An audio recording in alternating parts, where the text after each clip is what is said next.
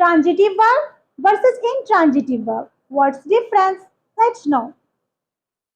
Transitive verb ऐसे verb जिन्हें अपने मीनिंग को कंप्लीट करने के लिए ऑब्जेक्ट की जरूरत होती है ट्रांजिटिव वर्ब कहलाते हैं. For example, I found the necklace. Here found is transitive verb and the necklace is object. Intransitive verb ऐसे वर्ब जिन्हें अपने मीनिंग को कंप्लीट करने के लिए ऑब्जेक्ट की जरूरत नहीं होती है. For example, the dog jumped. Here the dog is subject and jumped is intransitive verb क्योंकि इसके बाद कोई ऑब्जेक्ट नहीं है. इन शॉर्ट, अगर आपको जानना है कि ट्रांजिटिव वर्ब कौन है तो वर्ब से पूछो व्हाट और होम. अगर आपको आंसर मिल जाता है तो ये ट्रांजिटिव वर्ब है और अगर आंसर नहीं मिल पाता है तो ये इनट्रांजिटिव वर्ब है.